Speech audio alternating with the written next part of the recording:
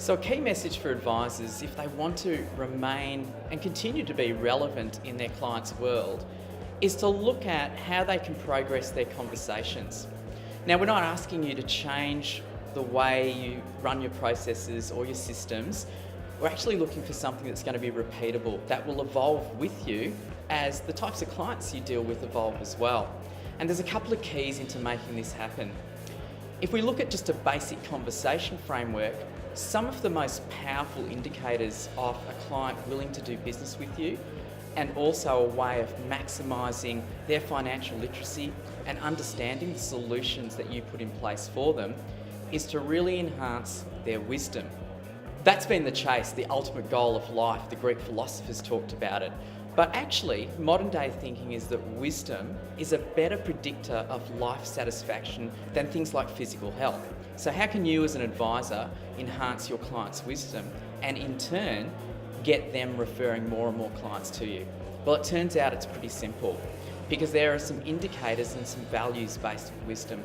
And those things are their age, their life experience, their personality traits, their personality intelligence, and also their crystallised intelligence. So let's explore those a little bit more. Well, you as an advisor are ultimately going to know their age. It's on the fact find. But life experience, you can ask a real killer question. What lessons about money have you learned throughout your life? And who taught you those lessons? So in other words, what's been your journey to get you to this point now? Now, if you were asking me about that, and I was your prospective client, well, then you get a rich tapestry of all of the life lessons that I've learned. You would find out that my family was inherently poor, so every decision that I make is reflecting back on that life experience. Next question, let's look at personality traits. This is all about openness to experience, about your personal growth, about your psychological motivations. So a great question to ask here is, what activities do you do every week that make you happy or that you can't do without? And a subset to that question is, and who do you do those with?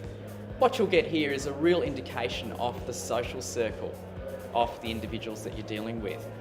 And what we can decide here is that someone with a really open and broad social circle will generally be more open to new experiences. In other words, more open to taking your advice. When we look at creativity and personality intelligence, we can ask questions like, how do you keep your mind active? What are the activities that you actually partake in to keep your mind active? And the final question on intelligence, about their fluid and crystallised intelligence, which is great about financial literacy as a measure, is to ask them about some financial concept. What are you comfortable in a financial world in terms of your understanding, and what are you not comfortable with? A lot of research has found that while people have heard of the word diversification, only about 30% of them can actually define it.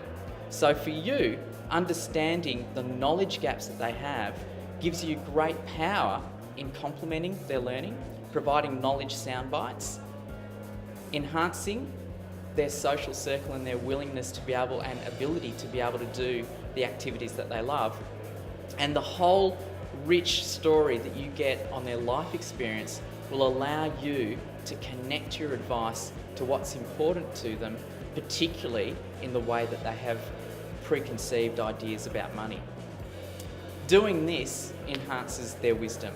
So personal growth, insight, social engagement are all connected to wisdom.